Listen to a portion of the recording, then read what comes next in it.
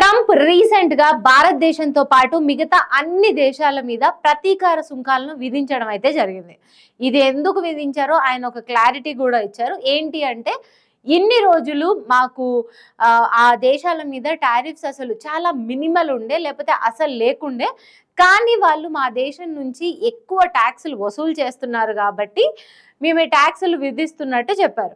And ఏంటంటే ఇప్పటి వరకు నార్మల్ ట్యాక్సెస్లో ఉన్న ఏ దేశాలకైనా మినిమం 10% అనేది టారిఫ్ పెట్టారు. అలా కాకుండా వాళ్ళ దగ్గర నుంచి ఎక్కువ అమౌంట్లో ఎవరైతే సుంకాలను వసూలు చేస్తున్నారో వాళ్ళకి ఆయా దేశాలు విధించే సుంకాల్లో వీళ్ళు హాఫ్ విధిస్తున్నట్టు అమెరికా అయితే చెప్పడం జరిగింది. అది ఆల్రెడీ ఇప్పుడు అమల్లోకి రాబోతోంది. అయితే ఈ టైంలో మనకి ట్రంప్ విధించిన ఈ ప్రతీకార సుంకాలతో మన భారతదేశంలో మనం ఎక్స్పోర్ట్ చేసే వాటిలలో అంటే భారత్ 17.7% ఎక్స్పోర్ట్స్, మొత్తం 100% మనం ఎక్స్పోర్ట్స్ చేస్తూ ఉంటే మన దేశం నుంచి అందులో 17.7% అమెరికాకి మనం ఎక్స్పోర్ట్ చేస్తున్నాం అనమాట. సో ఇంత హ్యూజ్ ఎక్స్పోర్ట్ బిజినెస్ మనకున్న అమెరికా మన మీద అంత సుంకాలని విధిస్తే అది మన ఆక్వా రంగం మీద కానీ, లేకపోతే మన ఏదైతే క్లోదింగ్ ఇండస్ట్రీ మీద కానీ వాటి మీద ఎలాంటి ప్రభావం చూపిస్తుంది, ఆటోమొబైల్స్ లేకపోతే ఎలక్ట్రానిక్స్ వీటి మీద ఎలాంటి ప్రభావం చూపిస్తుంది అనేది నేను ఒకసారి క్లియర్గా ఎక్స్ప్లెయిన్ చేస్తా.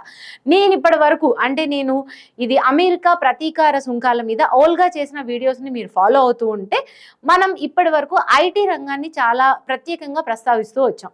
ఎందుకంటే నేను ఆల్రెడీ చెప్పాను, సర్వీస్ బేస్డ్ కంపెనీస్ కానీ ప్రోడక్ట్ బేస్డ్ కంపెనీస్ అని కానీ ఉంటాయి. సో వీటిలలో చాలా కుదేలు అవ్వబోతోంది అని నేను అదొక అనాలిసిస్గా అయితే మీకు చెప్పాను. ఇప్పుడు ఈ మిగతా రంగాల్లో మన ఇండియాకి ఎలాంటి ఎఫెక్ట్ పడబోతోంది అనేది అయితే ఎక్స్ప్లెయిన్ చేస్తా.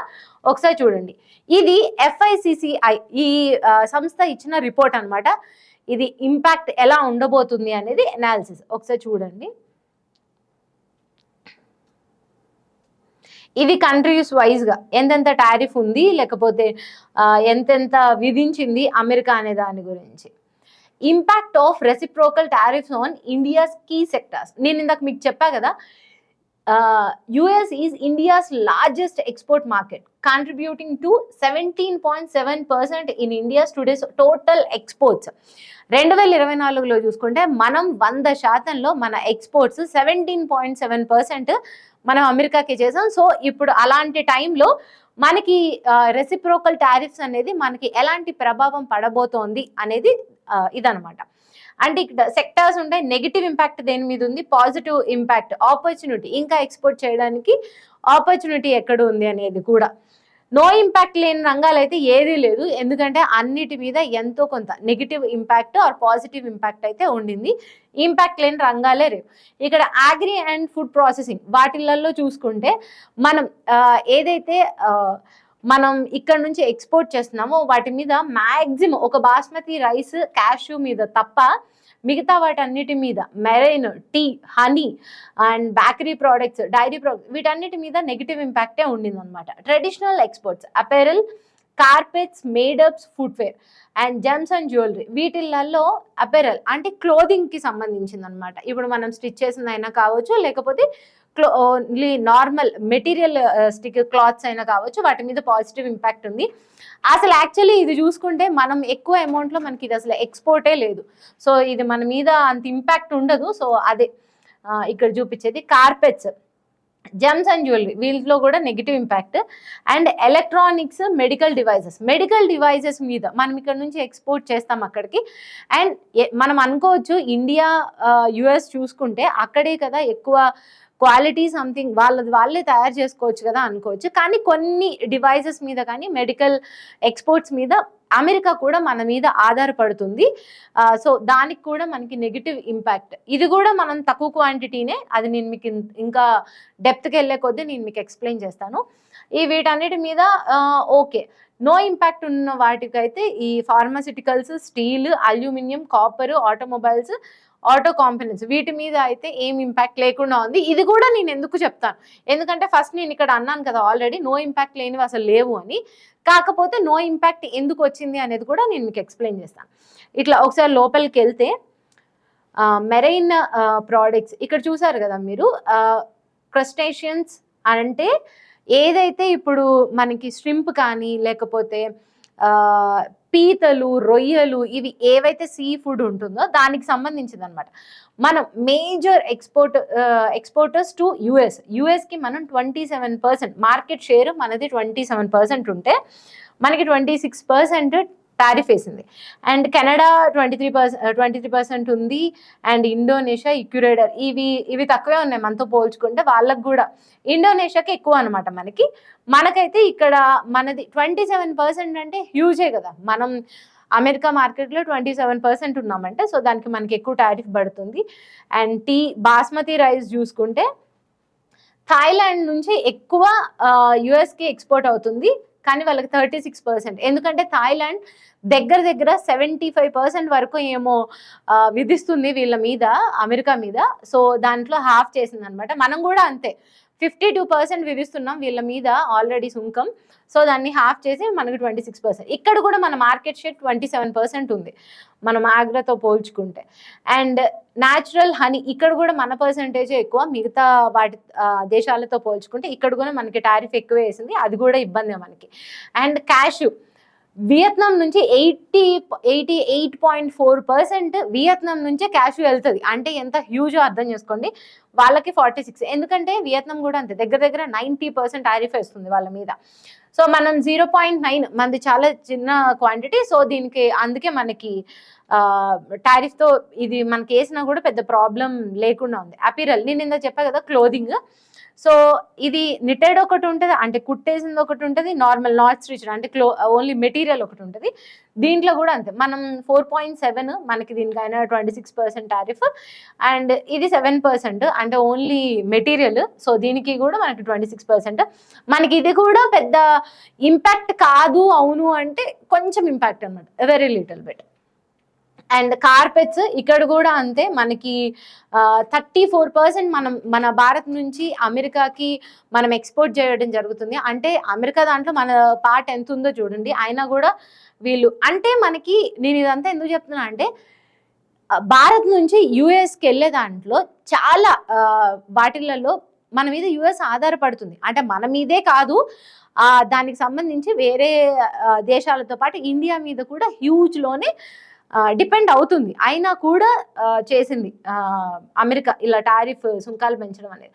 మేబీ నాకు తెలిసి ఇది ట్రంప్ వల్లే జరిగి ఉండొచ్చు. ఎందుకంటే ఇంతకు ముందు కూడా మనకి ఇలాంటి బిజినెసే ఉంది. ఏదైతే ట్రంప్ ఏదైతే అనుకున్నాడో made US citizen rich again అని అన్నాడు. అంటే మరొకసారి యుఎస్ సిటిజన్ని రిచ్గా చేసి నిలబెట్టాలన్నది ట్రంప్ భావన అంట. సో దాని గురించి మరి మనందరి మీద ఇంత రేంజ్లో టారిఫ్స్ అయితే. ఇండియా నుంచి carpets and textile floor coverings ఇది కూడా 34% ఉంది మనం.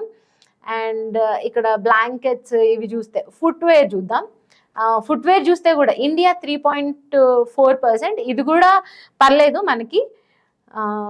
జమ్స్ అండ్ జ్యువెలరీ ఇక్కడ కూడా టోటల్ జ్యువెలరీ చూస్తే 13.8%. అమెరికా ఇట్లా మనలాగా మొత్తం గోల్డ్ మీద లేకపోతే సిల్వర్ మీద అంత ఇష్టం చూపిదు అనమాట. సిల్వర్ మీద అయినా పర్లేదు, కానీ వాళ్ళ దగ్గర గోల్డ్ ఆర్నమెంట్స్ అనేవి చాలా తక్కువ. వాళ్ళు బేసిక్గా ఇట్లా జమ్స్ మీద ఎక్కువ పెడతారు, పర్ల్స్ ఇలాంటి వాటి మీద. అండ్ ప్లాటినంని ఎక్కువ బై చేస్తారు. కానీ యాక్చువల్లీ అమెరికా చూస్తే మనం ఎక్కువ మెటీరియలిస్టిక్ అనమాట.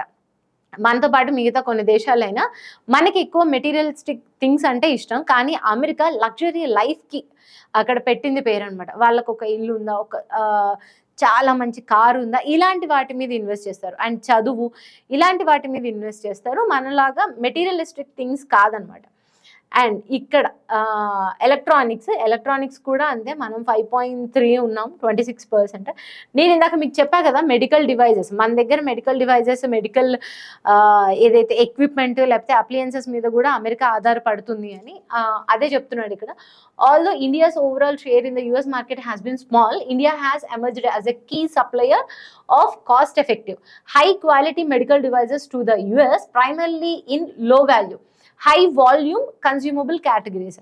ఏదైతే లో వాల్యూ ఉండి ఎక్కువ వాళ్ళకి కన్స్యూమ్ చేయడానికి ఉంటుందో వాటిని మనం ఇక్కడ నుంచి పంపిస్తూ ఉంటాం, అంటే ఎక్స్పోర్ట్ చేస్తూ ఉంటాం. అది కూడా వాళ్ళకి దాని మీద కూడా మనకి దీని మీద కొంచెం ఇంపాక్ట్ తక్కువగానే ఉంది ఇంపాక్ట్, నెగిటివ్ ఇంపాక్ట్ అయితే ఉంది, కానీ కొంచెం పర్లేదు అనమాట. అదర్ సెక్టార్స్లో ఇదేంటంటే కొన్ని ఇందాక మనం ఆ టేబుల్ చూసుకుంటే నో ఇంపాక్ట్ అని కొన్ని ఉన్నాయి.